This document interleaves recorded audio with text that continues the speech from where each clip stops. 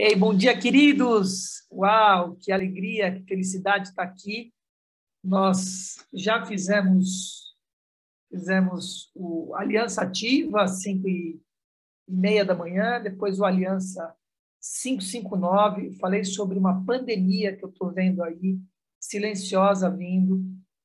Se você não viu o programa, veja o programa de hoje, que eu acho que é bem importante. Nós estamos passando por uma epidemia de doenças mentais, mesmo assim, de uma pressão que passou a existir pós-pandemia, de coisas que a gente viveu ao longo desses 2 anos reclusos, que precisam ser equilibradas e equacionadas e faladas acima de tudo, para que as pessoas se identifiquem, as pessoas olharem e falar, uau, cara, eu me vejo nessa situação.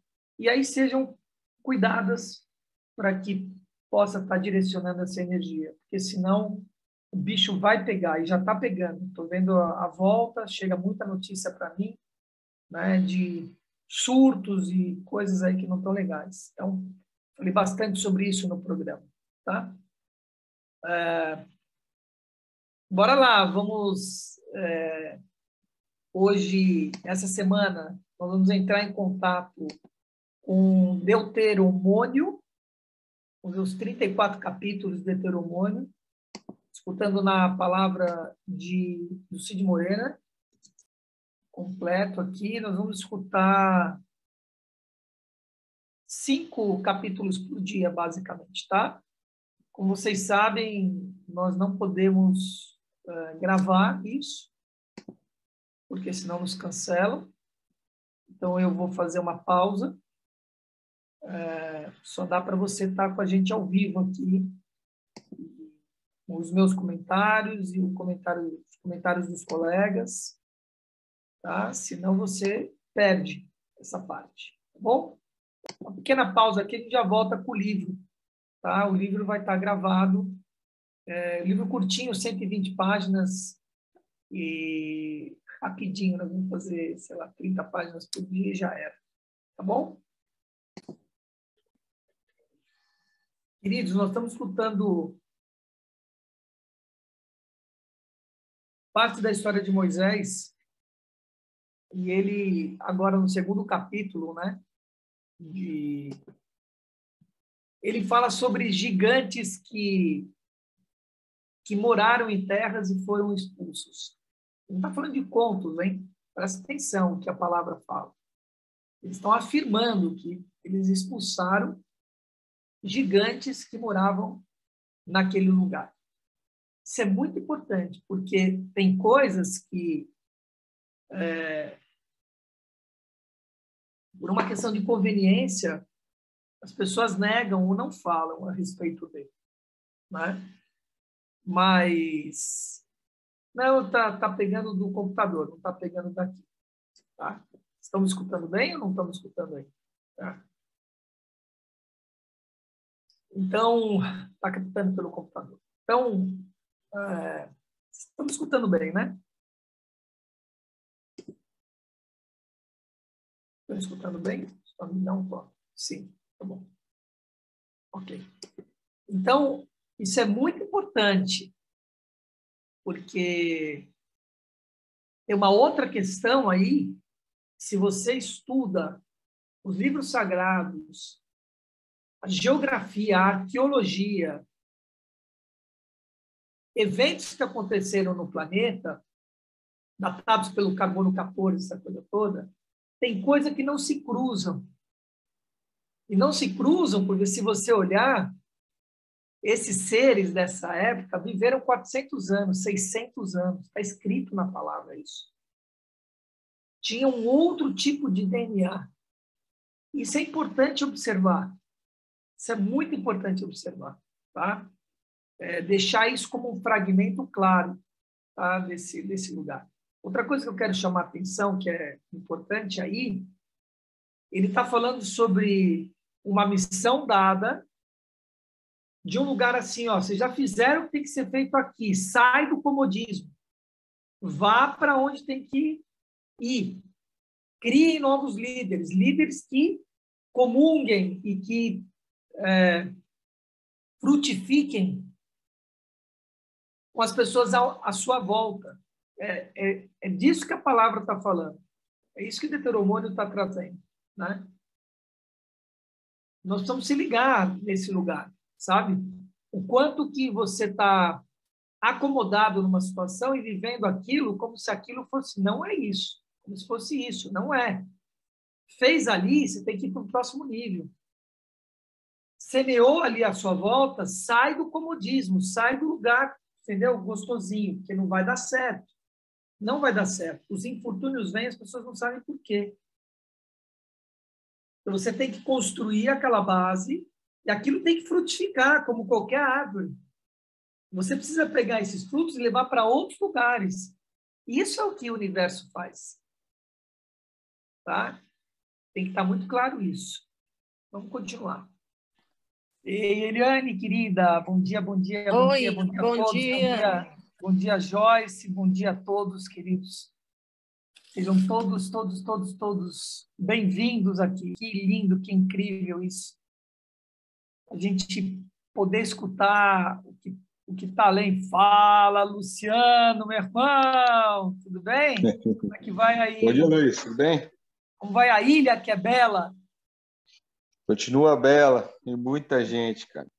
Mas está bem, graças a Deus. Preciso te visitar aí, irmão, qualquer hora. Pô, seja bem-vindo. As portas aqui estão abertas. Tá bom. Qualquer dia eu vou visitar você aí, vai ser um prazer. Faz tanto tempo que eu não vou na Ilha Bela, cara. Mas eu estou para ir. Vamos ver.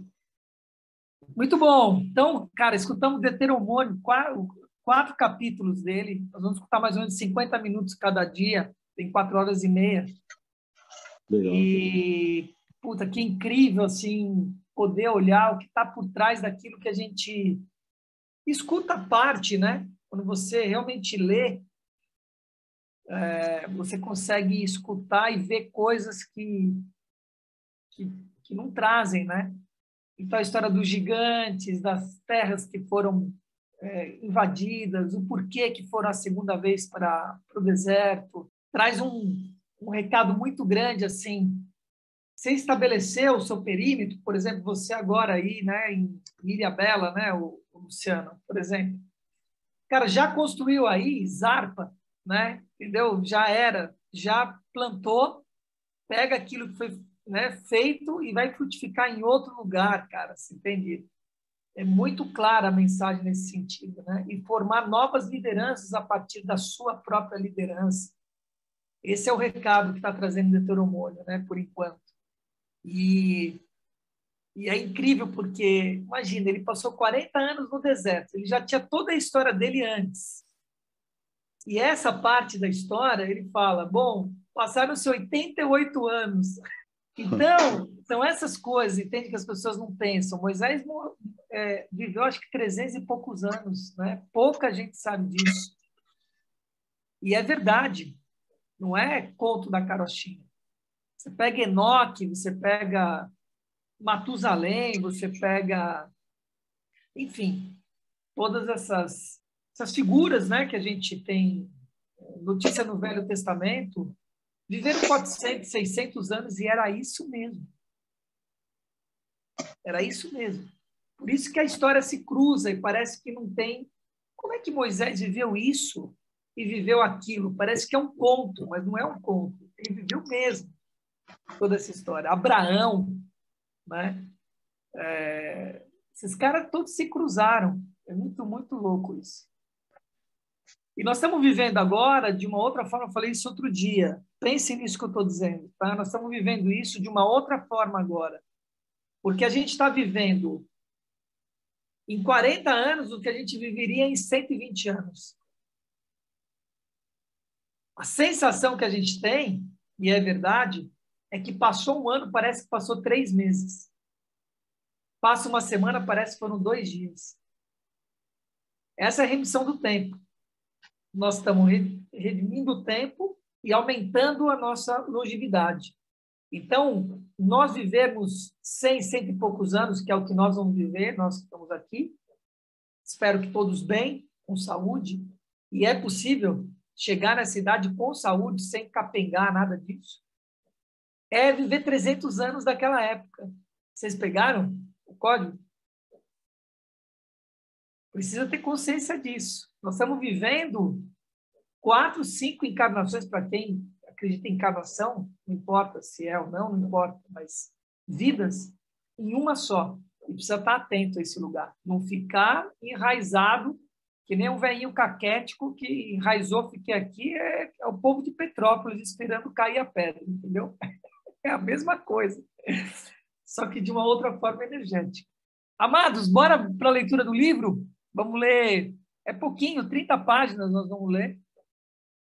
São 120 páginas, 123 páginas, dá para a gente ler 25 páginas por dia, matou o livro. Comemos ele com farinha. É ou não é, Luciano? Luiz, desculpa perguntar, mas qual que é o nome do livro dessa semana? Não, desculpa perguntar, que eu trabalhei à noite, cheguei agora de manhã, então eu tô tá boiando. Virado? Tô. Tá parecendo eu fiquei virado de sábado para domingo, ontem eu fui dormir, era 7 horas da noite, cara. Eu tava chamando meu pai de seu loiro, assim, uma hora. 7 horas, cara, acordei, era 3h30. E aí tô aqui, desde as 3h30 trabalhando. Luciano, tem alguma pergunta, irmão? Que bom te ver aqui, viu? Não tenho, não. Eu estava sumido aí devido ao trabalho mesmo. Mas aí agora já normalizou aí meus horários. Darei prosseguimento aí. Está empreendendo para deixar essa vida? Estou aprendendo primeiro. Bora! Olha a data. Bota a data nessa bagaceira aí para você sair fora e estar com a sua família desfrutando, irmão. Estou aprendendo bastante o mercado financeiro e outros investimentos. Tá. E em breve aí vamos colher resultados, frutos. Tá bom, conte comigo, tá? Sempre. Obrigado, Luiz. Valeu, mano. Tamo junto. Bora lá, Sol.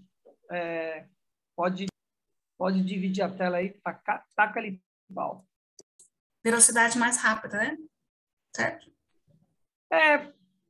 Mas também moderada. Vê como é que fica aí, porque como ele é curtinho, mas acelerar. Aquela velocidade que a gente está escutando tá bom. Se tiver muito assim, aí a gente dá uma... Solta que eu vejo. Prefácio. Os grandes complexos industriais mantêm em seu quadro de funcionários alguns operários que prestam serviço apenas quando ocorre uma falha em algum setor da fábrica. Assim, se uma máquina apresenta algum defeito, eles são convocados e comparecem ao local para identificar o problema e solucioná-lo, e tudo volta a funcionar a contento. Esses homens não se preocupam com sistemas que estão operando bem, especializam-se em localizar e corrigir defeitos. No reino de Deus ocorre algo semelhante. Deus também sempre tem de prontidão seus especialistas, cuja principal função é cuidar das falhas morais, ou melhor dizendo, do declínio espiritual de uma nação ou igreja. Exemplos desse tipo de indivíduo foram Elias, Jeremias, Malaquias e outros iguais a eles que em momentos críticos da humanidade surgiram no cenário da história para repreender, condenar ou exortar o povo de Deus em nome dele e da justiça. Quando o povo de Israel ou a igreja se achavam em condições normais, esses sacerdotes, pastores ou mestres trabalhavam silenciosamente, passando quase despercebidos. Mas assim que se desviavam um pouco das veredas da verdade, esse especialista se levantava para intervir. Parece que possuía um instinto especial, capaz de detectar problemas, o que fazia com que logo corresse ao auxílio do Senhor e do seu povo. Geralmente, esse tipo de pessoa tinha a tendência de ser radical, de ter atitudes drásticas, e ser até certo ponto violento. E os curiosos que se pusessem a observar seu trabalho provavelmente o taxariam de extremista, fanático e negativista. E num certo sentido não deixavam de ter razão. Ele era um homem de um propósito só, de caráter severo, destemido, e esses eram justamente os atributos que as circunstâncias exigiam. A uns ele chocava, a outros assustava, e a outros ainda afugentava. Mas o profeta sabia, sem sombra de dúvida, quem o havia chamado para executar aquele trabalho, e qual a tarefa a ser cumprida. Seu ministério tinha um caráter de emergência, e isso fazia dele um homem diferente, bem distinto dos demais. O débito que o povo de Deus tem para com esses servos dele é tão vultoso que nunca poderá ser pago. E o curioso é que eles raramente pensam em saudá-lo enquanto esses indivíduos estão vivos. Em compensação, a geração seguinte o exalta, escreve livros sobre seus feitos, como se instintivamente meio sem jeito, quisesse desincumbir-se de uma obrigação que a geração anterior praticamente ignorara. Quem conhece Leonard Ravenhill vê nele esse especialista espiritual, esse homem enviado por Deus, não para realizar o ministério na obra regular da igreja, mas para fazer frente aos profetas de Baal, desafiando-os em seu próprio território, para envergonhar os negligentes sacerdotes que oficiam no altar, para enfrentar os falsos profetas, e advertir o povo que está sendo desviado do caminho certo por influência deles. Um homem como esse às vezes não é companhia muito apreciada. O evangelista profissional que sai correndo do culto assim que ele se encerra, e vai para um restaurante de luxo contar piadinhas com os amigos. Talvez o considere uma presença embaraçosa, pois ele não é desses que conseguem silenciar a voz do Espírito Santo em seu coração como quem fecha uma torneira. Ele insiste em ser um crente fiel o tempo todo, onde quer que esteja. E nisso também se distingue de muita gente. Quando se trata de Leonard Ravenhill, é impossível ter uma posição indiferente. Seus conhecidos podem ser divididos em dois grupos, aqueles que o amam e admiram profundamente e aqueles que o detestam. E o que se diz dele pode se dizer também de seus livros e deste livro. Ao encerrar a leitura, o leitor ou procura logo um lugar silencioso para orar, ou atira longe, irritado, fechando o coração às suas exortações e apelos. Nem todos os livros, nem mesmo os bons livros, podem ser considerados uma mensagem enviada direto do céu. Mas acredito que este o seja, e o é porque seu autor é uma voz do alto, e o espírito dele fala por suas páginas. A. W. Tozer. Prefácio da edição brasileira. Avivamento. Sem dúvida, esta é uma das palavras mais desgastadas no vocabulário evangélico brasileiro. Mas quando Leonard Ravenhill escreve sobre avivamento, ele não toma partido entre carismáticos e tradicionais, e nem toma conhecimento das questões debatidas entre eles. Para ele, a questão não é se tocamos bateria em nossos templos ou se levantamos as mãos no culto de louvor. Ele nos chama a levantar um clamor a Deus para que ele fenda os céus e desça com poder e autoridade para tornar o seu nome notório na presença de seus adversários, fazendo as nações tremerem diante dele. Leonard Ravenhill não brinca em serviço e não dá moleza para quem está com a vida acomodada na igreja do Senhor. Cansado de ver a noiva de Jesus debilitada pela carnalidade, ele dá um puxão de orelhas bem dado e faz cobranças de santidade, poder e oração que poucos têm coragem ou autoridade para fazer. Se ele chama os crentes a orar, é porque ele ora, e ora como poucos que eu já ouvi. Muitos perguntam, por que tarda o pleno avivamento? Ravenhill responde com palavras incisivas e inconfundíveis. Escrito em 1959, este livro tardou a sair em português, mas minha oração é que esteja sendo lançado no momento certo para despertar uma igreja confusa, mundana e enfraquecida para um grande derramamento do Espírito Santo de Deus. Só assim ela cumprirá o seu papel profético de família de Deus, corpo, noiva e habitação de Cristo. Belo Horizonte. Outubro de 1989, George R. Foster. Introdução.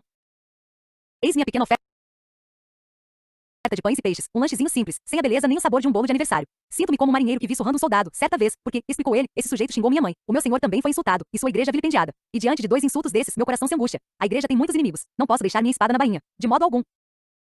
Calculo que cerca de 1 milhão de pessoas leem o jornal Herald of His Coming em sua edição em inglês. Alguns dos capítulos deste livro já foram publicados nesse periódico sob a forma de artigos, e, portanto, foram lidos por inúmeros leitores. Isso não me deixa orgulhoso nem humilhado. E esse jornal é publicado também em francês, espanhol, alemão e outras línguas. Portanto, através dessa publicação, bem como do Alliance Witness e outras semelhantes, Deus tem usado esses meus despretensiosos estudos para falar ao coração de muitos crentes. Meu desejo agora é que também você, leitor, receba uma bênção por meio deles.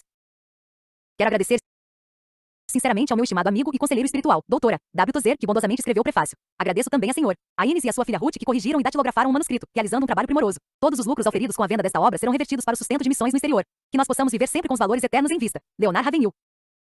Por mais erudito que um homem seja, por mais perfeita que seja sua capacidade de expressão, mais ampla sua visão das coisas, mais grandiosa sua eloquência, mais simpática sua aparência, nada disso toma o lugar do fervor espiritual. É pelo fogo que a oração sobe aos céus. O fogo empresta asas à oração, dando-lhe acesso a Deus, comunica-lhe energia e se torna aceitável diante do Senhor. Sem fogo não há incenso, sem fervor não há oração. E, M. Bundes. Pela fé e pela oração, fortaleça as mãos frouxas e firme os joelhos vacilantes. Você ora e jejua, importune o trono da graça e seja persistente em oração. Só assim receberá a misericórdia de Deus. João Wesley.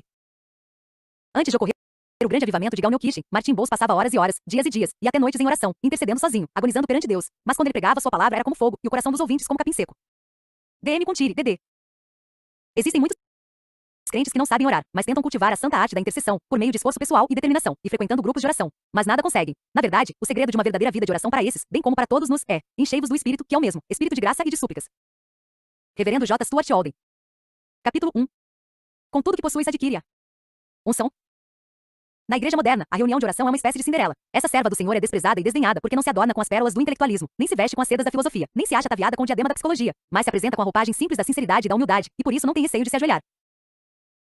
O mal da oração é que ela não se acha necessariamente associada a grandes façanhas mentais. Não quero dizer, porém, que se confunda com preguiça mental. A oração só exige um requisito, a espiritualidade. Ninguém precisa ser espiritual para pregar, isto é, a preparação e pregação de um sermão perfeito segundo as regras da homilética e com exatidão exegética. Não requer espiritualidade. Qualquer um que possua boa memória, vasto conhecimento, forte personalidade, vontade, autoconfiança e uma boa biblioteca pode pregar em qualquer púlpito hoje em dia. E uma pregação dessas pode sensibilizar as pessoas, mas a oração move o coração de Deus. A pregação toca o que é temporal, a oração, o que é eterno. O púlpito pode ser uma vitrine onde expomos nossos talentos. O aposento da oração, pelo contrário, desestimula toda a vaidade pessoal.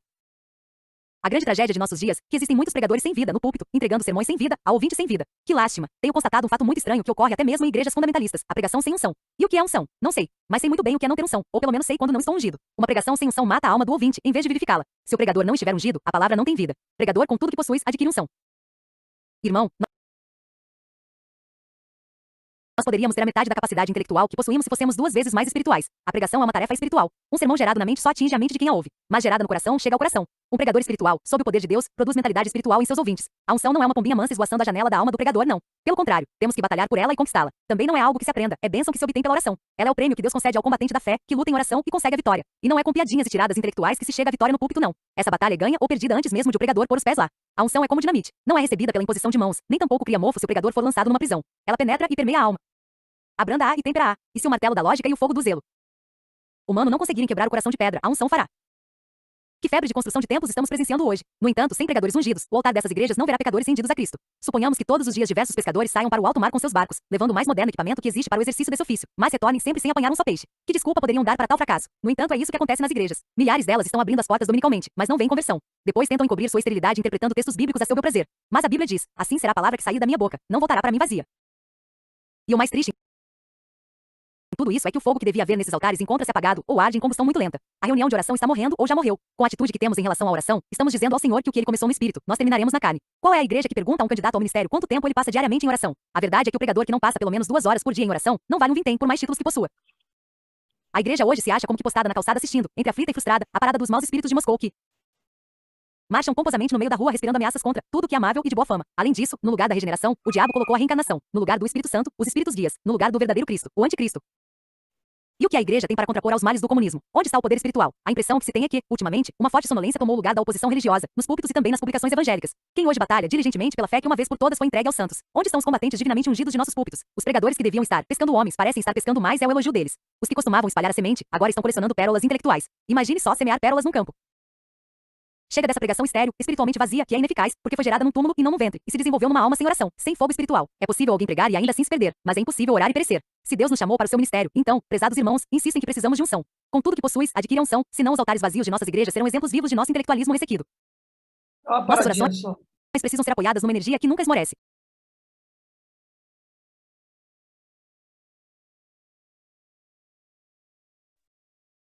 Fechei meu microfone. Bom, abri agora aqui. Puta, que forte o que esse cara trouxe agora aí. Tem um quê religioso, mas não importa. Deixa eu aproximar aqui de vocês. Hoje eu afastei minha câmera na live, mas acho que agora fica melhor assim. Fica?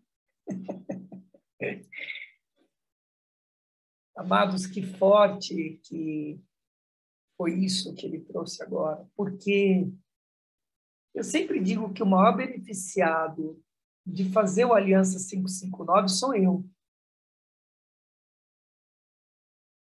Porque isso me proporciona exatamente isso. Tá conectado com a palavra, tá conectado e ser urgido. Esse cabelo tá difícil aqui, preciso cortar essas minhas madeixas. Então, eu preciso nada. Púlpitos que são habitados por pessoas que não foram urgidas, que falam com palavras em vão. Então, me lembra Pedro, né, dizendo, uma fé sem obra é uma fé morta. Isso é muito forte. Não precisa de um púlpito para você estar pregando e não precisa de pregação religiosa para ser pregação. Quando a gente fala a respeito que se fala sobre Satitananda, quando se fala Satitananda na Bhagavad Gita, lá na Bhagavad Gita, que é a Bíblia hindu, o que é Satitananda? É falar da verdade, falar sobre a verdade, falar sobre a sua experiência de conexão com o Deus vivo. Isso não precisa de nada, entende? Só precisa você ser urgido. Só precisa da unção. Essa unção é a conexão com o Deus vivo. De você não falar com essa cabeça intelectual, não é com o mental concreto. Falei disso hoje. É com a mente infinita. É com essa mente que é conectada com o todo. A mente concreta, ela é de planejamento, de organização, de julgamento, análise. Ela é feita para isso. E está tudo certo, ela cumpre sua função. A mente abstrata é esse lugar em que você se conecta com o todo. Esse é o lugar que você é ungido. Esse é o lugar que você recebe a unção. E ele está dando uma letra aqui muito interessante, né? Quem não ora pelo menos 2 horas por dia, não precisa nem conversar comigo. É mais ou menos assim que ele falou. Porque está brincando. E é verdade. É isso. E o que nós estamos fazendo pela manhã, quando a gente faz o Aliança Ativa, o Aliança 559, e aqui, né, lendo palavras sagradas, de livros sagrados. É exatamente isso. É começar o dia da forma que tem que começar. Isso é que nem 2 e 2 são 4, entendeu? Não tem como dar errado, é simples assim, cara. Então, eu queria só trazer essa consciência para a gente, assim, de como é forte isso que ele trouxe, tá bom? Bora lá?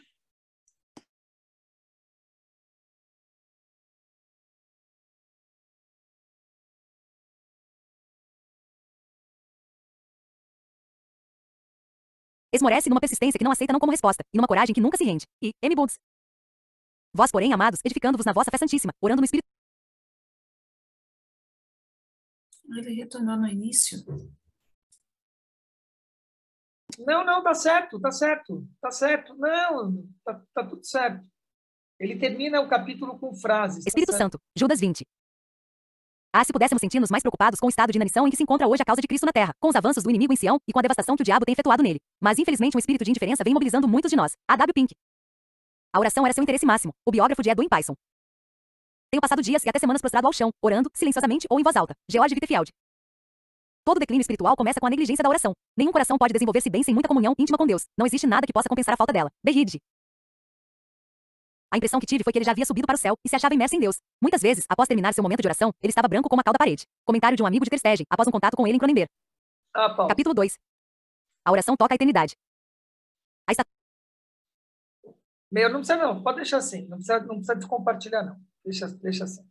Olha que forte isso, né? Volta um pouquinho só, você consegue ter uma frase aí?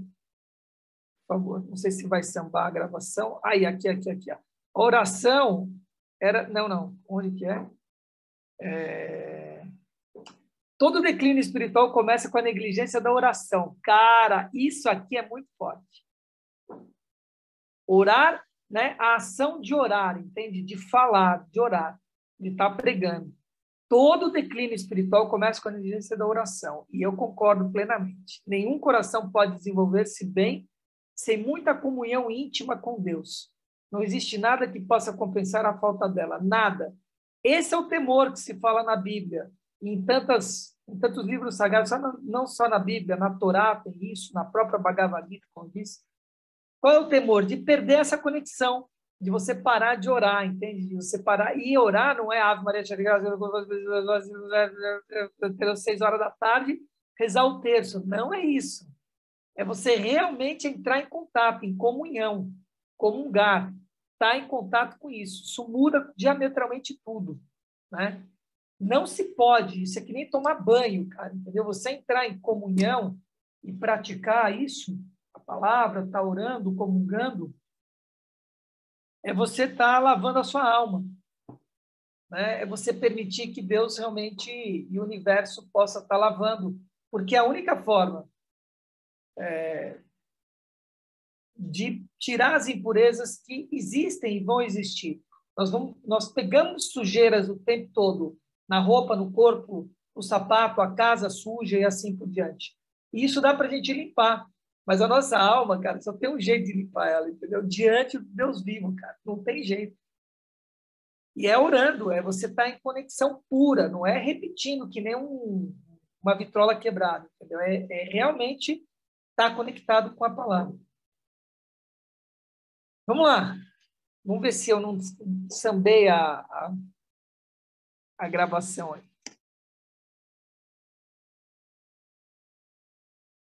A estatura espiritual de um crente é determinada pelas suas orações. O pastor ou crente que não ora está se desviando. O púlpito pode ser uma vitrine onde o pregador exibe seus talentos. Mas no aposento da oração não temos como dar um jeito de aparecer. Embora a igreja seja pobre sob muitos aspectos, é mais pobre ainda na questão da oração. Contamos com muitas pessoas que sabem organizar, mas poucas dispostas a agonizar. Muitas que contribuem, mas poucas que oram. Muitos pastores, mas pouco fervor. Muitos temores, mas poucas lágrimas. Muitas que interferem, mas poucas que intercedem. Muitas que escrevem, poucas que combatem. Se fracassarmos na oração, fracassaremos em todas as frentes de batalha. Os dois requisitos para se ter uma vida cristã vitoriosa são visão e fervor. Ambos nascem da oração e dela se nutrem. O ministério da pregação é de poucos. O da oração, a mais importante de todas as atividades humanas, está aberta a todos. Porém, as criancinhas espirituais comentam sem o menor constrangimento. Hoje, não vou à igreja. É dia de reunião de oração. É bem possível que Satanás não tema grande parte das pregações de hoje, mas a experiência do passado leva a regimentar todo o seu exército infernal para lutar contra o crente que ora. Os crentes de hoje não têm muito conhecimento da prática espiritual de ligar e desligar, embora essa responsabilidade nos tenha sido delegada por Deus. O que, tu, ligares na terra, você tem feito isso? Deus não desperdiça seu poder. Se quisermos ser poderosos na obra dele, temos que ser poderosos com ele. O mundo está marchando para o inferno a um ritmo tão rápido que, se comparado aos modernos aviões supersônicos, estes pareceriam tartarugas. E, no entanto, para vergonha nossa, nem recordamos quando foi a última vez que passamos uma noite toda em oração a Deus, suplicando-lhe que derrame sobre nós um avivamento que abale o mundo. Não temos compaixão pelas almas. Estamos pensando que os andaimes são o prédio. As pregações de hoje, com sua falha interpretação das verdades bíblicas, nos levam a confundir agitação com unção e comoção com avivamento. O segredo da oração é orar em secreto. Quem se entrega ao pecado para de orar, mas aquele que ora para de pecar. O fato é que somos pobres, mas não humildes de espírito.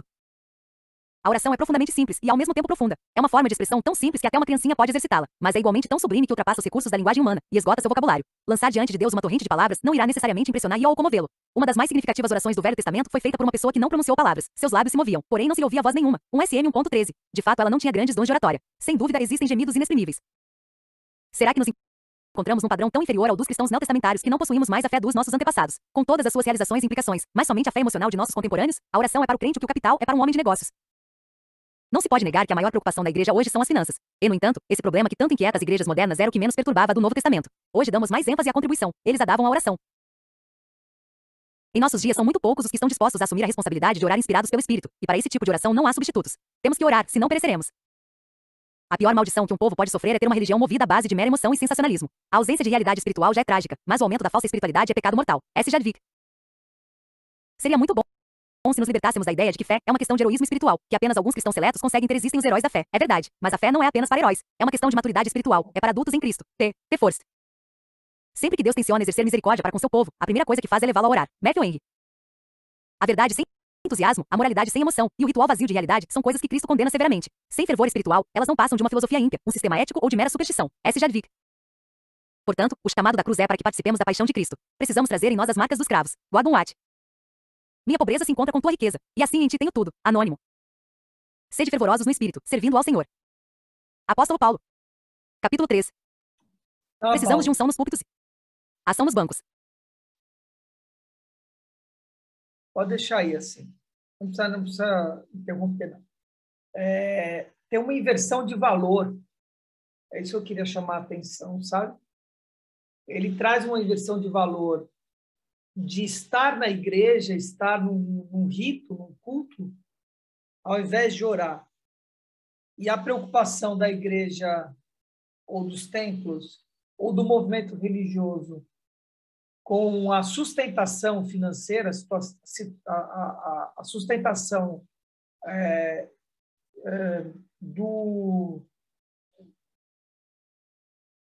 da organização, muito maior do que com a oração.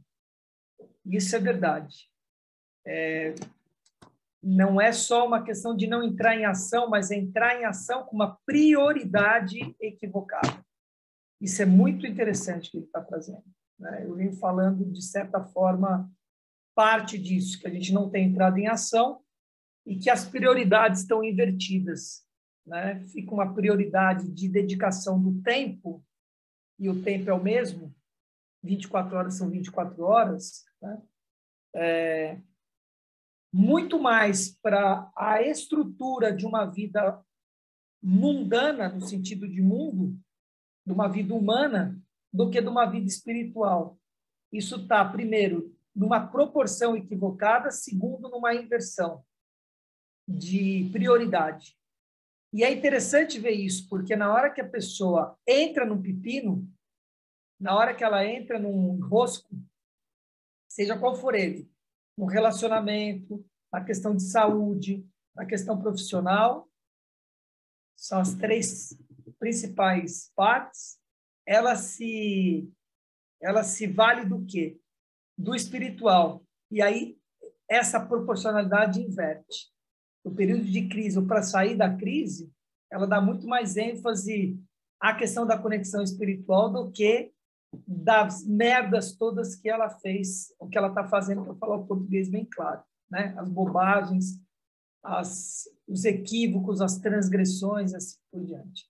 Mas é um problema, porque tão logo isso melhore, ela inverte esse lugar, ela é laçada de novo pelo sistema, e não percebe. Esse foi um dos motivos de eu parar de clinicar, porque a pessoa vinha, eu salvava ela, sou muito bom nisso, tenho um talento e virtude muito clara para isso, para tirar pessoas da crise, mas tão logo passava a crise, ela não dava continuidade à história, e aquilo estava me enchendo a paciência, entendeu? Então, fica aqui um alerta para cada um de vocês que estão aqui, ou para que eles estão me escutando, e para mim mesmo, né? Sobretudo. A gente não inverter esse valor e dar essa proporcionalidade de uma forma precisa. Tá bom? Vamos lá, só.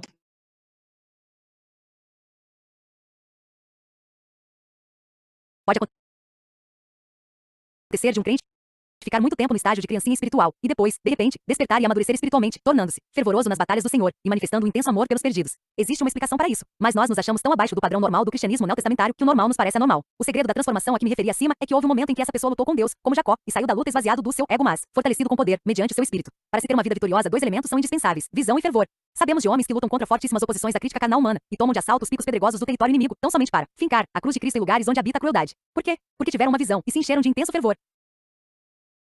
Alguém já advertiu que não devemos estar tão envolvidos com o céu a ponto de sermos totalmente inúteis na terra. Se há um problema que esta geração não enfrenta é esse. A verdade nua e crua é que estamos tão envolvidos com a terra que não temos nenhuma utilidade para o reino dos céus. Irmãos, se fossemos tão eficientes na tarefa de enriquecer nossa alma, quanto somos na de cuidar de nossos interesses pessoais, constituiríamos uma ameaça para o diabo. Mas se fossemos ineficientes no cuidado de nossos interesses, como somos nas questões espirituais, estaríamos mendigando.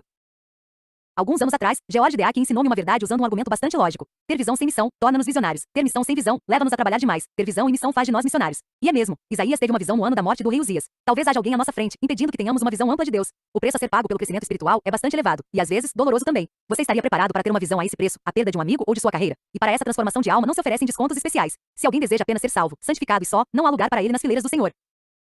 Isaías teve uma visão em 3 dimensões. Vejamos Isaías 6, versículos 1 a 9. Seu olhar se dirigiu para o alto, viu o Senhor, para dentro de si, viu a si mesmo, e para fora, viu o mundo.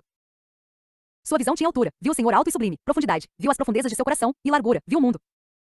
Foi uma visão da santidade. Ó, amados, como nossa geração precisa ter uma visão de Deus em toda a sua santidade. E foi uma visão da iniquidade, estou perdido, de lábios impuros. E foi uma visão do desalento divino, implícito nas palavras, quem há de ir por nós? E nesta hora em que vivemos, quando a média das igrejas está mais envolvida com promoções do que com orações, incentiva mais a competição e se esquece da consagração, e substitui a propagação do evangelho pela autopromoção, é imperativo que tenhamos essa visão tríplice. Não havendo profecia, o povo se corrompe. PV 29.18. E não havendo paixão pelas almas, a igreja perece, mesmo que esteja lotada dominicalmente. Certo? Pregador, conhecido no mundo inteiro, e que tem sido poderosamente usado por Deus nos últimos anos para promover avivamentos, que são ponto bem diferentes de cruzadas de evangelismo em massa, contou-me que também teve uma visão semelhante. Ainda me recordo da expressão de temor, com que me falou que não sabia ao certo se estava tendo uma visão ou um sonho, se estava no corpo ou fora dele. Mas disse que enxergava uma enorme multidão em um profundo abismo, todo cercado de fogo, presa no manicômio do universo, o inferno. Depois disso, esse homem nunca mais foi o mesmo. Nem poderia. Será que Deus poderia confiar-nos revelação tão grandiosa? Já passamos pela escola da oração e do sofrimento para que nosso espírito esteja preparado para suportar uma visão tão atordoante? Feliz é aquele a quem Deus pode comunicar tal visão.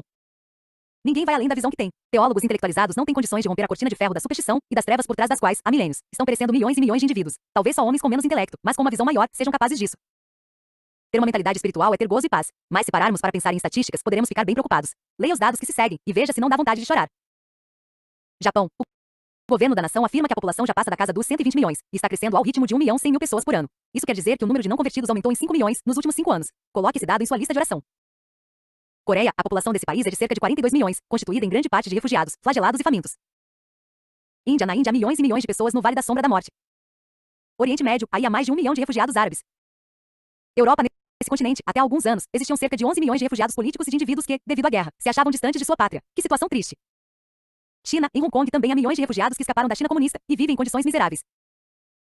E para aumentar nossa responsabilidade, basta lembrar que há cerca de 20 milhões de judeus, 350 milhões de muçulmanos, 200 milhões de budistas, 350 milhões de confucionistas e taoístas, 500 milhões de hindus, 100 milhões de shintoístas e milhões de adeptos de outras seitas, pelos quais Cristo morreu e que ainda não receberam a mensagem do evangelho. Até mesmo nos Estados Unidos existem em torno de 50 milhões de jovens com menos de 21 anos que não estão recebendo os ensinamentos de Deus e cerca de 10 mil cidades de pequeno porte onde não há um templo evangélico. Quase 1 milhão de pessoas morrem sem Cristo semanalmente em todo o mundo. Isso não significa nada para você?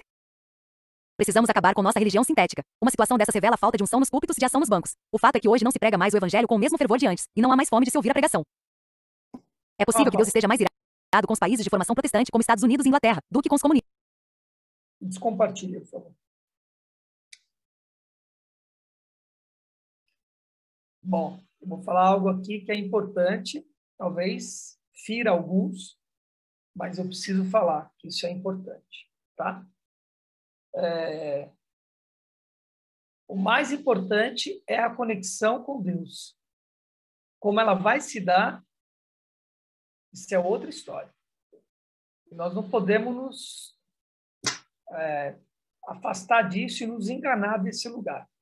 Só existe uma pessoa que sabe, que só existe... Isso não existe. Né? Aí é fundamentalismo. A gente cai numa questão de fundamentalismo. Então, precisa tomar cuidado com isso.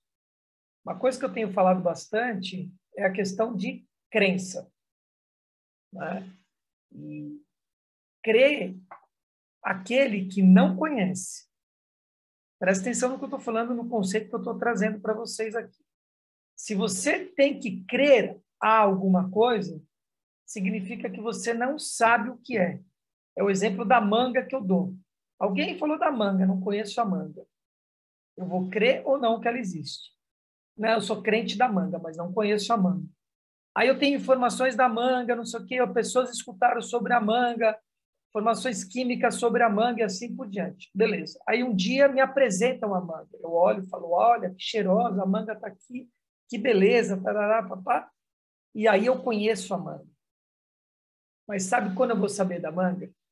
Quando eu dar uma mordida nessa manga, cara. Aí não há mais dúvida, ninguém precisa falar mais nada, porque eu sei o que é a manga. E aí não tem crença, tem saber, tem conexão plena e pura, tem comunhão com a história. Então nós precisamos assim, tomar consciência desse lugar, né? com clareza. Como é que chama só? Vê se você me lembra. Esqueci o nome do aquele livro que a gente leu, Billy Graham, lembrei agora. Billy Graham foi um dos maiores evangelistas, cara, que nós tivemos. Eu não conhecia, fiquei conhecendo agora, pelo livro dele, etc. Já tinha visto, mas não tinha consciência a respeito dele, né? E ele era uma pessoa que pregava o evangelho, entrava em contato com todas as ordens iniciáticas, ou as outras religiões, etc., para comunhão da palavra e da conexão com o Espírito Santo. O Espírito Santo que vai te ungir, que vai te conectar, que é o Espírito feminino de Deus, que faz a conexão com Deus vivo, né? Esse lugar se dá onde quer que seja que tenha a palavra viva de Deus ou a obra viva de Deus. Você pode experimentar o Espírito Santo olhando para o sol, bebendo água, .com.br, tá? Então, nós precisamos tomar cuidado com isso. Queria só fazer uma ressalva, tá? Beleza? Vamos continuar.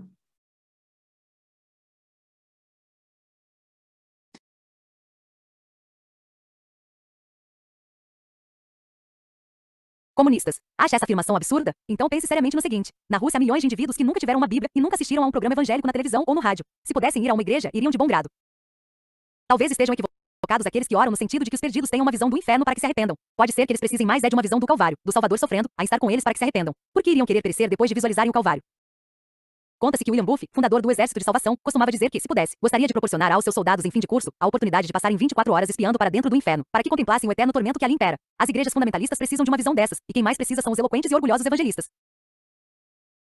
Houve certa vez um criminoso de nome Charlie Peace. Não tinha respeito nem pelas leis de Deus nem pelas dos homens, mas afinal um dia foi preso e condenado à morte. No dia de sua execução, foi levado ao corredor da morte na penitenciária de Army, Leeds, na Inglaterra. À sua frente ia o capelão da prisão, lendo versículos da Bíblia em voz monótona e desinteressada. O criminoso tocou-lhe no ombro e indagou o que estava lendo. O conforto da religião, replicou o sacerdote. Charlie Peace ficou chocado de ver como ele lia aqueles textos acerca do inferno de maneira tão mecânica. Como alguém podia ser tão frio, a ponto de conduzir outro para a forca, sem emoção alguma, lendo-lhe palavras sobre um abismo profundo no qual o condenado estava prestes a tombar? Será que aquele pregador cria de fato que existe o fogo eterno, que arde incessantemente e nunca consome suas vítimas, já que lia tudo sem ao menos estremecer? Seria humano um indivíduo capaz de dizer a outro friamente: você estará morrendo eternamente, sem nunca conhecer o alívio que a morte poderia dar-lhe? Aquilo foi demais para Peace, e ele se pôs a pregar. Veja só o sermão que pregou no próprio instante em que caminhava para o inferno.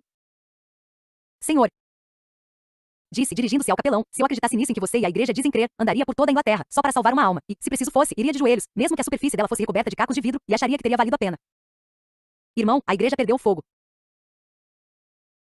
do Espírito Santo, e por causa disso a humanidade vai para o fogo do inferno. Precisamos ter uma visão do Deus Santo. Deus é essencialmente santo. Os querubins não estavam clamando: onipotente, onipotente é o Senhor. Nem diziam: onipresente, onipresente é o Senhor. O clamor deles era: santo, santo, santo. Precisamos deixar que o amplo conceito desse termo hebraico penetre de novo em nossa alma. Se faço a minha cama no mais profundo abismo, lá estás também. Se tomo as asas da alvorada, ele está lá. Nesta vida temporal, Deus nos cerca por todos os lados. E Ele mesmo, o Deus do qual não se pode fugir, nos aguarda na eternidade. É melhor procurarmos ter paz com Ele aqui, e nos posicionarmos no centro de sua vontade agora. Um bom estímulo para nossa alma seria permanecermos trementes na presença desse Deus santo, todos os dias, antes de sairmos para o trabalho. Aquele que teme a Deus não teme os homens. O que se ajoelha diante de Deus não se curva em nenhuma situação. Se tivéssemos diariamente uma visão desse Deus santo, iríamos sentir-nos deslumbrados diante de sua onipresença, extasiados ante sua onipotência, silenciosos diante de sua onisciência e quebrantados diante de sua santidade. E a santidade dele se tornaria nossa. A maior vergonha de nossos dias é que a santidade que ensinamos é anulada pela impiedade de nosso viver. Um pastor de vida santa torna-se um instrumento poderosíssimo nas mãos de Deus, disse Robert Moore e M. C. Shane.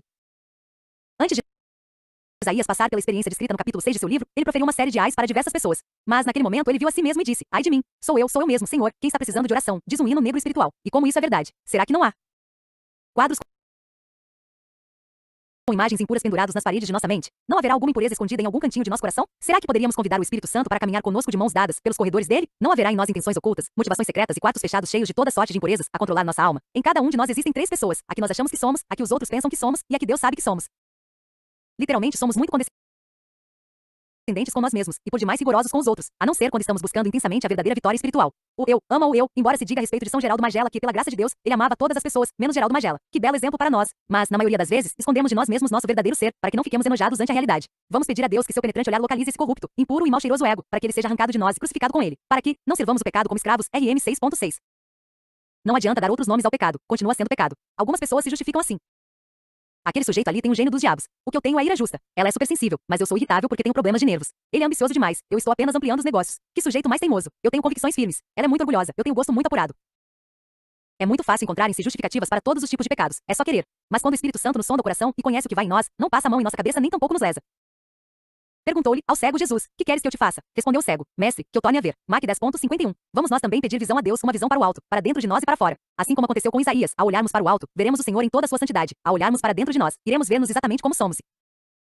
Enxergaremos nossa necessidade de purificação e poder. E ao olharmos para fora, veremos um mundo que está perecendo sem o conhecimento do Salvador. Sonda-me, ó Deus, e conhece o meu coração. Prova-me e conhece os meus pensamentos. Vê se há em mim algum caminho mau e guia-me pelo caminho eterno. SL 139.23,24. Só então teremos unção nos púlpitos e Deixa eu terminar a frase. Púlpitos e ação nos bancos. Será que em nossos dias não estamos confiando? E aí? Compartilha, por favor. Vamos trazer as frases agora aí.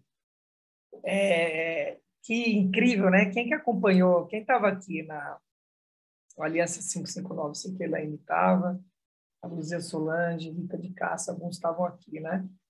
E o que eu trouxe hoje, né? Qual foi a palavra que a gente trouxe hoje, na 37ª frequência, né? Santo, Santo, Santo, né? O Senhor de todas as hostes, né? Kadosh, Kadosh, Kadosh, Adonai, Ot, Sabaoth.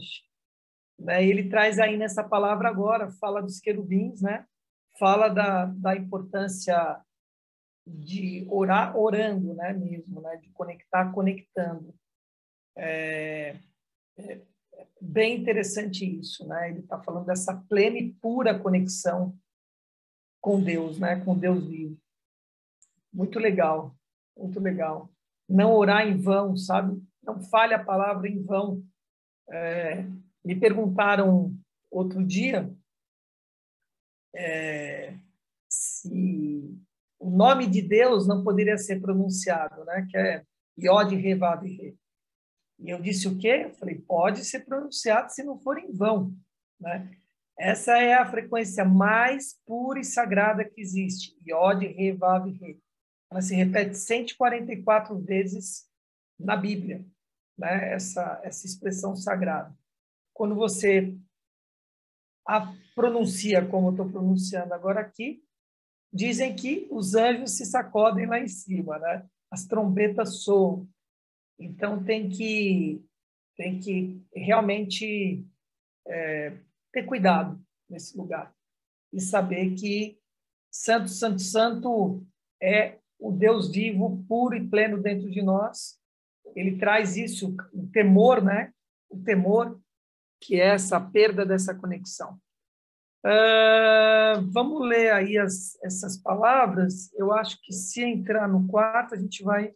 Vamos lá, eu dou um toque, eu sei onde a gente vai, até onde a gente vai. Vamos escutar as palavras, essas frases do final desse capítulo.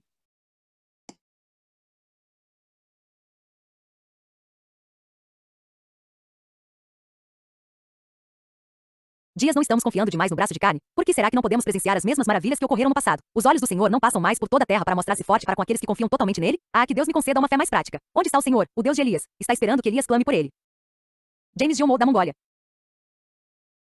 Reconhecemos o valor da oração devido aos esforços que os espíritos malignos fazem para nos perturbar quando estamos orando, e conhecemos experimentalmente o fruto da oração quando vemos a derrota desses nossos inimigos. João Clímaco. Quando buscamos a Deus em oração, o diabo sabe que estamos querendo mais poder para lutar contra ele, e por isso procura lançar contra nós toda a oposição que é capaz de arregimentar. Arrecibes. Busquei entre eles um homem. Ezequiel 22.30. Elias era homem. Tiago 5.17. Capítulo 4. Onde estão os Elias de Deus? Nós vamos até aqui. Onde está o Senhor, o Deus de Elias? Perguntamos. E a resposta é óbvia. Onde sempre... Legal. Aí já a 25ª página. Nós vamos até esse capítulo. Forte, hein? Forte esse livro. Muito bom. Poder da oração com consciência. Queridos, considerações finais, perguntas, reflexões. Bora lá, tragam aí. Vá abrindo suas câmeras se vocês puderem.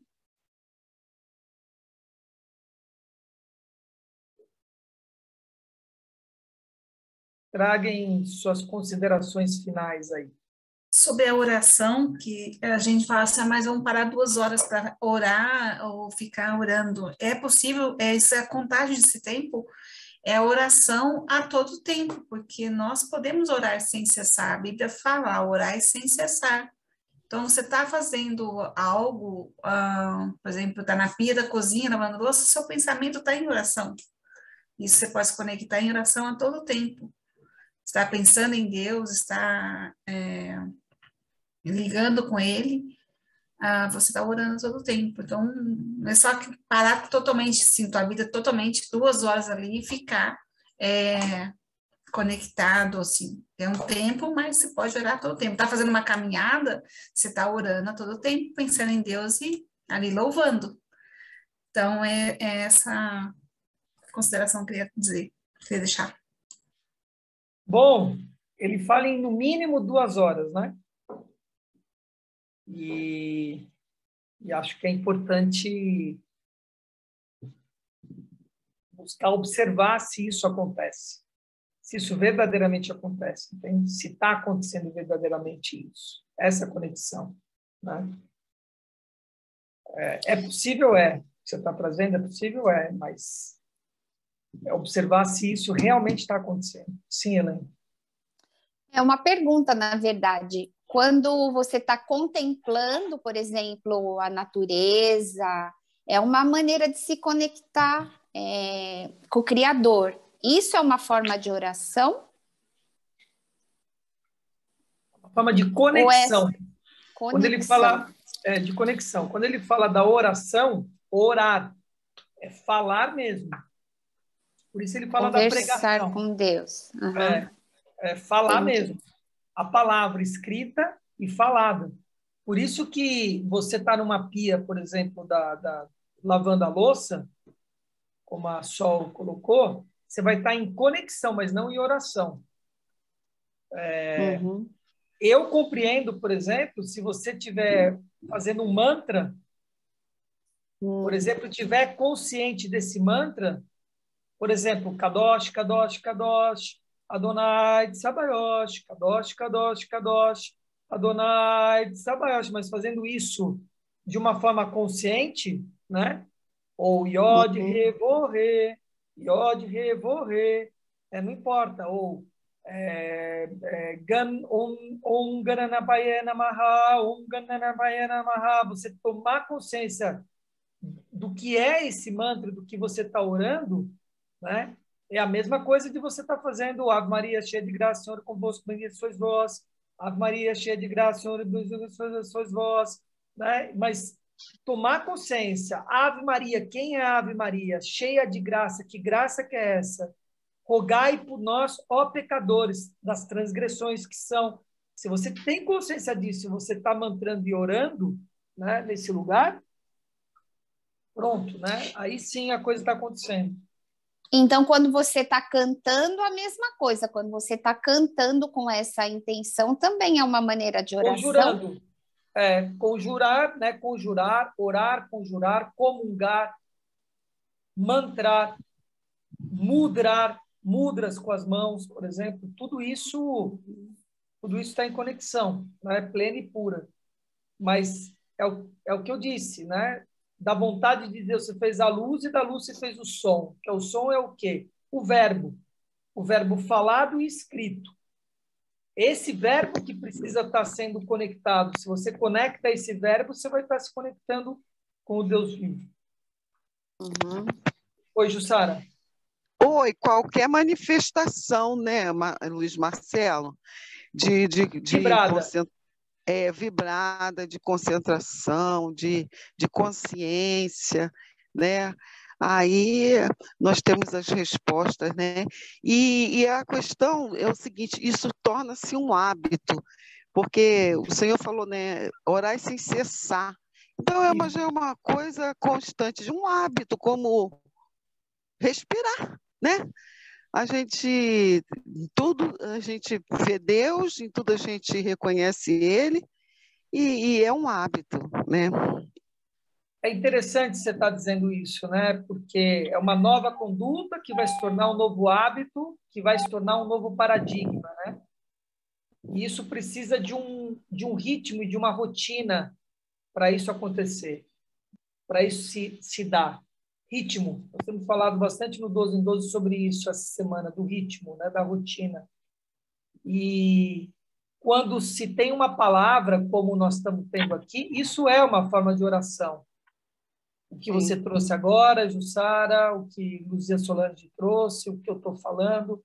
Quando você se pronuncia, você solta essa voz vai ecoar. E se ela está conectada com a verdade, Satitananda, né? Conexão com a verdade, com a palavra sagrada. Pronto, você está orando. Você sabe, Marcelo, eu descobri esses dias uma coisa muito interessante que eu nem faço.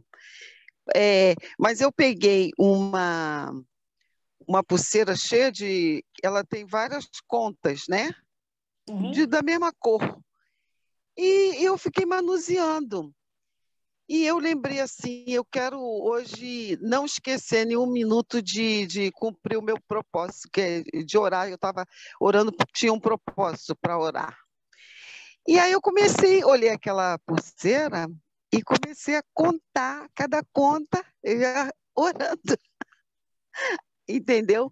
E eu pude entender, compreender as pessoas que utilizam, né, desses instrumentos para poder ficar concentrado, focado. Qual é a diferença, entende, de um terço e um japamala, que é as contas, né, da religião budista? Nenhuma, porque ele vai te colocar em conexão com o Deus vivo. Você vai estar orando. Agora, faça isso pronunciando, porque as pessoas ficam fazendo isso só no pensamento, ou só indo na igreja escutando o padre. Não, se escute, e se escute falando mesmo. Você precisa pronunciar, precisa soltar a fala, né? Precisa vibrar, você precisa vibrar. Isso é importante, é isso que o livro está trazendo como um alerta. Vibra, fala, tira essa voz, solta a voz. Isso é muito importante.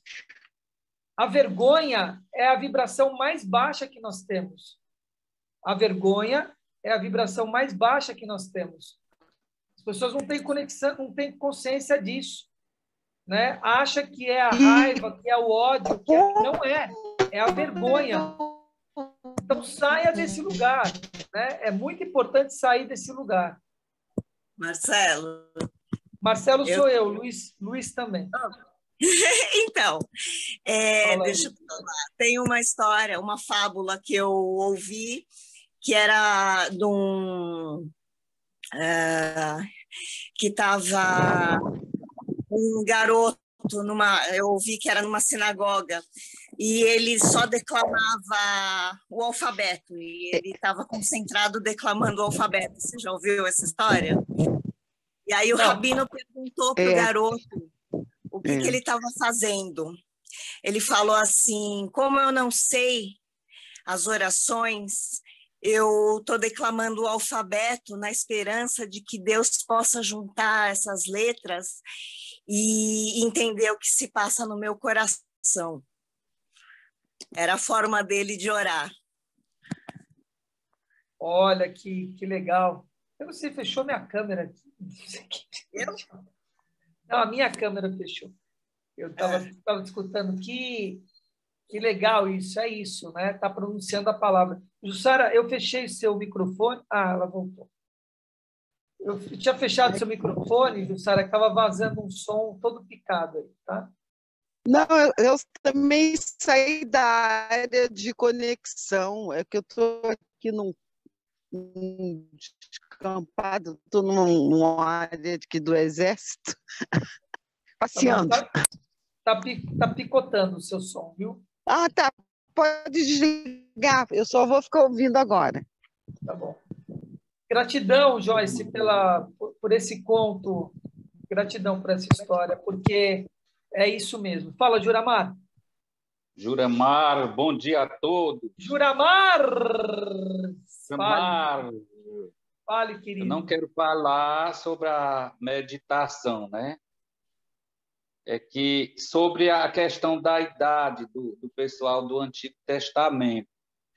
Eu ouvi falar uma vez, não sei se foi algum ateu, mas ele disse que os calendários, eu também não sei sobre os calendários, que tem o lunar e acho que tem o solar.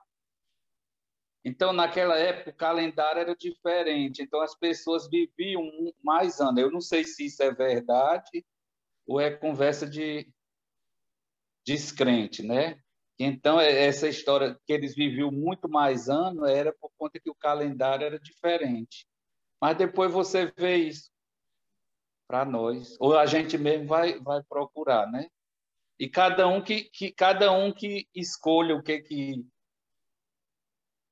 acha, né? Porque não importa muito quanto tempo viveram, né? Mas viveram. Será que 30 anos, ou 200, ou 300, 600? O importante é que eles fizeram lá coisas que foi importante para a época deles e que é importante para nós atualmente. Mas você acha que eles viveram esse tanto de anos, 600, 400? Ou era o calendário que era diferente? Legal essa reflexão, Juramar, que você está trazendo, porque é o que eu sempre trago, da onde a gente veio, para saber para onde a gente vai e ter consciência de onde nós estamos. Então, as palavras sagradas, elas nos trazem consciência de fragmentos daquilo que foi vivido, para saber e ter conexão, não precisar inventar a roda de novo, para saber para onde a gente vai. E o que traz, foi isso que eu chamei a atenção, em Deuteronômio, né? A gente escutou agora, e é um livro sagrado do Antigo Testamento, que nos traz ele e outros fragmentos, é um cruzamento de informações que se nós formos olhar esses seres com uma ordem cronológica, com a idade que nós temos hoje, não bate. Não casa uma coisa com outra. Porque você tem uma passagem a respeito de Matusalém, a respeito de Enoque, a respeito de Noé, de Moisés, de Abraão, que se cruzam no tempo e no espaço. E aí não se encaixa. Você fala, pô, se esse cara viveu 80 anos, não se encaixa. Como é que ele fala de 88 anos numa passagem, sendo que ele viveu 80 anos? Não viveu 80 anos. Essa é a grande questão. Eles viviam muito mais naquela época, né? Como eu falei anteriormente. Viveram 400 anos, 600 anos, 900 anos. Teve seres que viveram 900 anos. E há uma mudança significativa num determinado momento, que é de Noé, que era o momento de Noé, em que a questão do DNA mudou no dilúvio. É isso que eu vejo particularmente. Você não vai achar isso em nenhum lugar, né? Que eu estou trazendo agora aqui. Isso é uma interpretação minha. Quando é uma interpretação minha, eu digo é minha essa interpretação. Mas é o que me parece que naquele êxodo que existiu de Noé, o tronco que foi desenvolvido a partir daí foi um tronco que tinha um DNA com uma linhagem menor, né, do telúmero, que a gente chama, porque o que determina biologicamente a longevidade de um ser é o que a gente chama de telômero, é o rabinho do DNA, chama telômero. Se ele é mais comprido, se ele é menor, se ele é menos comprido. É ali que vai determinar a longevidade de um corpo físico. É nesse lugar que a medicina anti-idade trabalha, para tentar aumentar o telômero ou que ele não encurte esse telômero. Então, o que me parece é que a linhagem de DNA, num determinado momento, num corte da história, ela se deu para uma raça com o telômero mais curto. Agora, não existe acaso, a gente sabe disso. Então, eu estou falando biologicamente. Espiritualmente, o que eu sei e o que eu estudei é que foram desligados determinados poderes que os seres humanos tinham por mau uso desse poder. E que tem a ver com tudo isso que nós estamos falando. Fizeram mau uso do poder, foram desligados alguns poderes que estão sendo religados novamente, né, nesse momento. A partir de 2012, etc., estão sendo religados esses poderes. E aí você vê crianças índigos, crianças cristais, crianças diamantes, essa coisa toda, e poderes físicos e de conexões energéticas, né, que não existiam e que estão existindo agora. Olá, Luciana, aqui. E hoje nós estamos vendo também a longevidade voltando, né?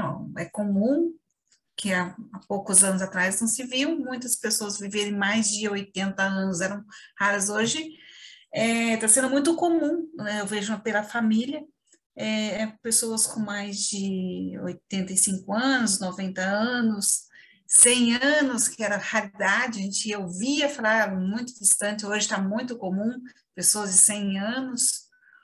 Então, eu acho que está voltando aí essa longevidade natural das pessoas. Bom, eu falei disso, já não sei mais se foi no Aliança 559 ou aqui, eu acho que foi aqui mesmo, no começo da nossa conexão, de que estão se dando dois movimentos. E eu tenho falado sobre isso. Uma carta demorava 15 dias dentro do Brasil para você receber uma resposta. Era uma semana para chegar onde tinha que chegar, se a pessoa respondesse, postasse no mesmo dia, mais uma semana para voltar. Na Europa, eu vivi isso, não foi 100 anos atrás, eu vivi isso. Eu morei 6 anos na Alemanha, demorava um mês para você ter uma resposta de uma carta. Era 15 dias para chegar, e eu pedia encarecidamente para responder rápido e a carta voltar. Um mês. Ou seja, você tinha 12 trocas por ano. E telefone era caro pra caramba, cara. Você falava só em festas comemorativas 1 minuto. Oi, mãe, você tá bem? Não sei o que lá. Pum, desligar, porque era mais fácil pagar uma viagem para ir do que ficar falando no telefone na história. Nós estamos falando de 1995. Eu vivi na Europa de 92 a 99. Nós estamos falando de 20 anos atrás, gente. Nós estamos falando de 200 anos atrás. Hoje, você mandou a mensagem, está lá, já tem a resposta pelo WhatsApp. Tem noção? Imagina o que vai acontecer daqui 20 anos. É uma doideira isso, entende? Com 5G, com tudo isso. Vocês não têm noção. Então, tem dois movimentos acontecendo. Tem uma longevidade do corpo físico acontecendo e tem uma remissão do tempo de coisas que demoravam 1 mês para acontecer, coisas que demoravam 1 mês para acontecer, estão acontecendo em 1 minuto. Vocês têm noção de uma coisa dessa? E isso vai ser cada vez mais rápido, né? Essas conexões.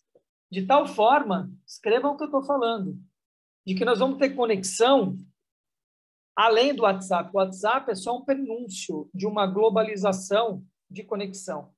Nossa conexão, ela vai ser por meio de lente e depois por meio de chip, em que você, chegou. Você não vai escrever mais e mandar mensagem. Você vai pensar e vai enviar. Isso é a munição ou pré-encaminhamento para a telepatia, o estado de telepatia, que já é conhecido. Só que isso vai ser feito sistematicamente, vai ser feito tecnologicamente, né?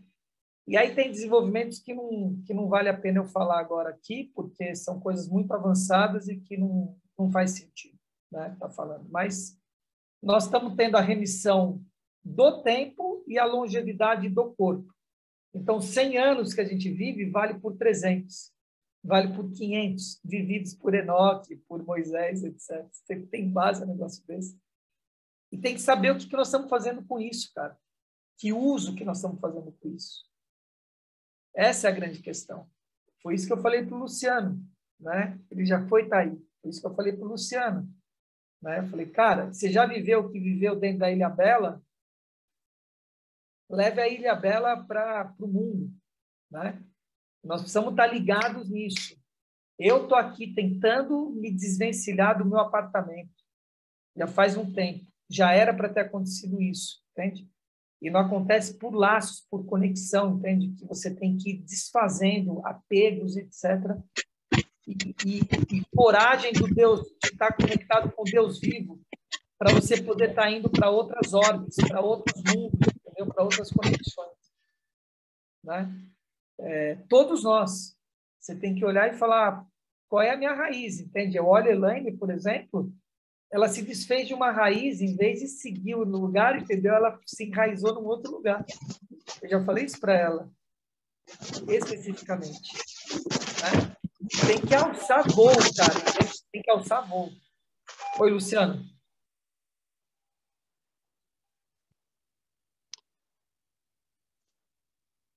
Você abriu o microfone aí, Luciano? Quer falar alguma coisa? Então, a mesma coisa é a Sol. Tenho falado isso constantemente para ela. Fica o marido viajando para não sei aonde, ela viajando, etc. E eles pregados em Ourinhos, entendeu? Ourinhos já foi, cara. Já falei isso para ela. Ela não acreditou. Daqui a pouco ela toma consciência disso. De que já foi feito, cara. Tem que desapegar e já fazer acontecer o que já está acontecendo. Já está acontecendo, entendeu? Só eles que não percebem, só a gente que não percebe. Esse lugar que nós criamos conexões além da nossa casa é o prenúncio disso. Nós estamos tomar consciência disso. Nômades digitais, mas na vida também. Plantar, frutificar, pegar esses frutos e espalhar em outros lugares.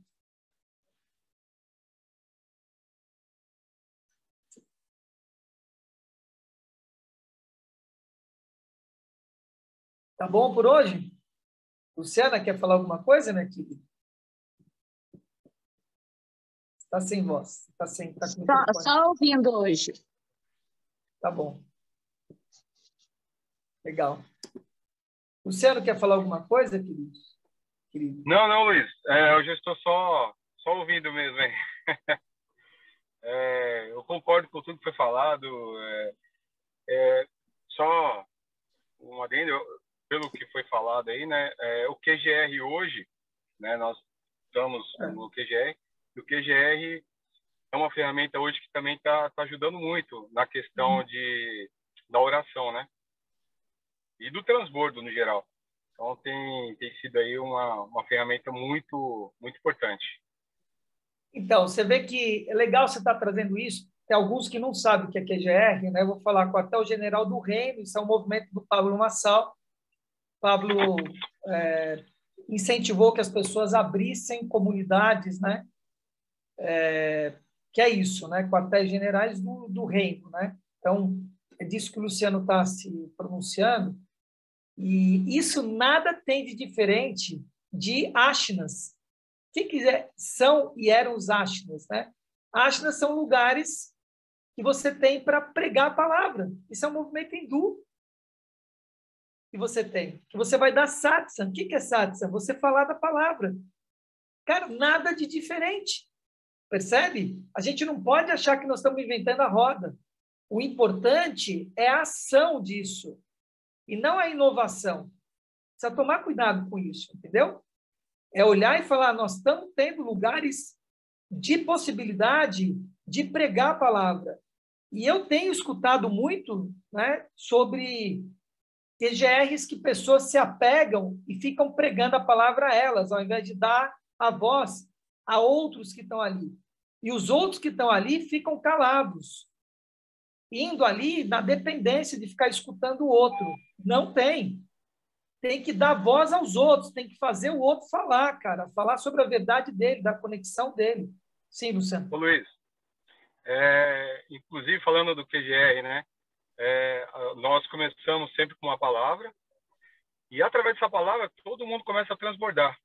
Ótimo. E aí a pessoa começa a desabafar. Teve até a situação lá de um rapaz que ele estava tentando tirar a própria vida, né? Aí falou, estava tentando tirar a própria vida e esse grupo aqui foi o que me salvou e tá, né? Porque ele vê que tem outras pessoas também com vários outros problemas maiores que o dele. Então ele vê que aquilo ali é muito pequeno, né? Então tem sido surreal mesmo. Mas assim, o poder da oração é transformador mesmo, que nem você está falando aí. Cara, parabéns pelo movimento, Luciano. Parabéns a todos que estão nesse movimento, né? Quarto de Guerra, assistir esse filme, cara, é muito bom, né? Porque dá para você fazer seu QGR, seu próprio QGR, entendeu? Seu quarto de guerra, que o bicho vai comer. Eu disse isso, eu tive 1 mês agora recluso, né? E as pessoas não têm noção, cara, entendeu? A força que eu ganhei e as coisas que vão acontecer. E eu quero deixar assim quieto, muito mais a ação do que a falação, né? Eu precisei estar recolhido, né? E esse momento que você se recolhe, você entra em contato com seus demônios. Não tem jeito, entende? A hora que você vai para um deserto fértil, aonde não tem pai, mãe, papagaio, galinha, está você e todas as forças de luz e de sombra, o bicho come, o pau come. Então, você ter o seu quarto de guerra, que é o seu canto de oração, em que você está ali, você e os seus demônios, você e sua luz, o bicho, cara, o pau come e o mundo, aí é outra história, entendeu? Aí é outra história. Sem muleta, sem apoio, sem nada. Precisa estar fortalecido e ter muita coragem para fazer isso. Assistam o quarto de guerra e tenham o seu quarto de guerra. Porque, às vezes, a gente está cercado de companheiro e companheira, filho, trabalho e etc., e a gente passa a se disfarçar, passa a ter um disfarce e uma conexão que não permite que você olhe para os seus próprios demônios, entendeu? Então, isso é muito importante, tá? E não transformar um movimento, que é o que eu falei, que o Luciano trouxe, né? Um movimento em que você tem um lugar, entende, para o ego, para o seu próprio ego. Tem que tomar muito cuidado com isso, sabe? De não se transformar nisso, né? Luciano, vocês estão tendo apoio de terapeutas lá, de psicólogos, etc., para cuidar dessas pessoas? Ô, Luiz, temos uma psicóloga, né?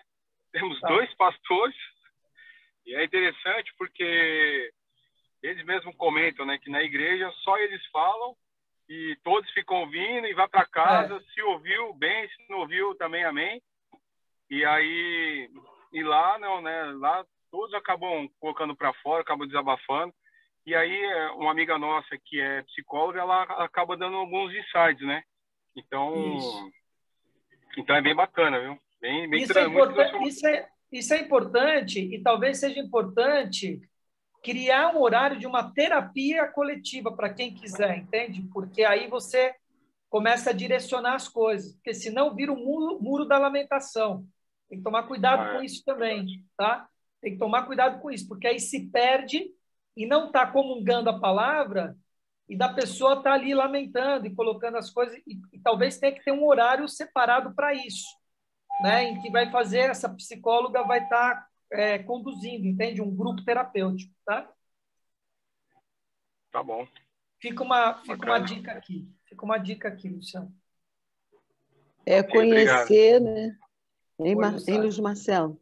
Conhecer a si mesmo e deixar e se deixar ser tratado, né?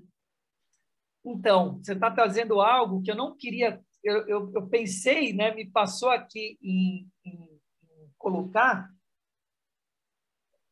mas eu achei que tinha que ficar quieto. Mas já que você está trazendo, que é importante. Assim, muita gente quer cuidar do outro antes de cuidar de si mesmo.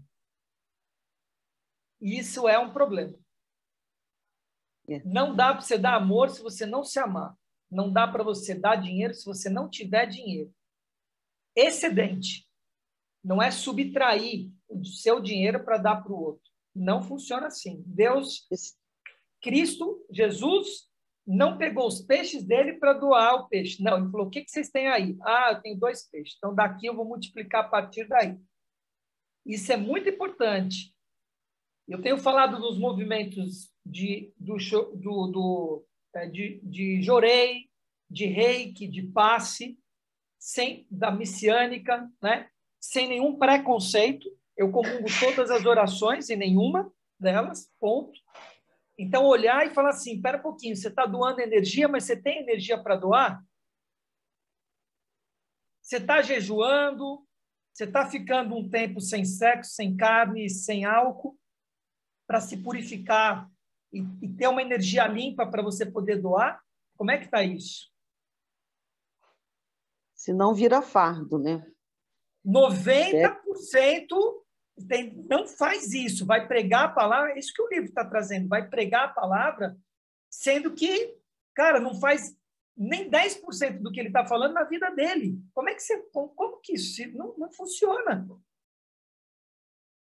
Não funciona essa história, não funciona assim. Essa é a unção, essa é a comunhão. Não funciona, né? .com.br. É o que eu sempre falo, nada que eu trago para vocês aqui, né, nada, ou tudo que eu trago para vocês, são coisas que eu já vivi, são coisas que eu pratico na bendita da minha vida. E se eu trouxer alguma coisa que eu não pratico na minha vida, eu vou dizer para vocês, olha, isso aqui é assim, mas nem eu consigo colocar isso em prática. Com transparência e verdade. Se não, são lábios mudos pregando palavras que ninguém sabe o que é. Foi o que trouxe o livro aqui. É fé morta, sem obra. Nós precisamos tomar cuidado. É exatamente o que a Joyce trouxe para a gente de uma forma sábia, né? Trouxe um conto sábio aí. Pessoa humilde pronunciando o alfabeto. Olha que incrível essa história. E o rabino, de uma forma, sei lá como é que se deu essa história, mas no conto me parece subjugando, né? Questionando de uma forma vil aquele servo, como que ele poderia estar falando só o alfabeto, né? E ele traz a sabedoria plena e pura da humildade e conexão com Deus. Bom, eu estou fazendo isso porque é o que eu sei e com a esperança de que Deus possa me escutar. Então, ele sabe o tamanho dele e ele ora de acordo com o tamanho dele. Ele não fala de uma coisa que ele não sabe, ele não prega uma coisa que ele não é. Olha que interessante isso, né? Muito importante. Ok. Algo mais, queridos? Que profundo, hein? Que foi isso aqui, hein, agora? Alguma coisa a mais? Ou o silêncio será uma prece? Vários cortes para você, hein, dona Luzia Solange, aí, hein? Você pode tirar daqui, se quiser. Vários cortes. A última parte aqui, cara, tem material para 2 semanas. Né? Tá? Então tá, queridos, um beijo e um queijo para vocês. Amanhã continuaremos com o Deuteronômio e vamos mais a 25 páginas do livro. Para quem é 4x1, que é o grupo, né, que a gente tem de planejamento da semana, Revisão da semana e planejamento da outra semana, 4x1, hoje à noite, às 19h59, a gente se encontra, os 4x1. Tá? Se não, amanhã de manhã, liderança 5:14 às 5:14 da manhã. Nós vamos continuar falando sobre tempo e espaço, vou falar sobre Kairos e Cronos. E depois aliança ativa às 5:30 e às 5:59 da manhã, aliança 5:59, vamos falar sobre a 38ª frequência do Deus Uno, tá bom? E depois a leitura, a gente sai com a leitura. Um beijo, estou no coração de vocês, que vocês preguem a harmonia sobretudo, nenhuma contenda. Se a gente conseguir não criar contenda, já está de bom tamanho, cara, entendeu? Já está de bom tamanho, tá? Valeu, Luciano. Um beijo para você. Um beijo para a esposa, carinhoso e fraterno, para as crianças, tá? Um beijo para vocês. Valeu, gente. Valeu. Obrigado, Luiz. Bom dia a todos. Valeu, Luciano. Valeu. Até mais.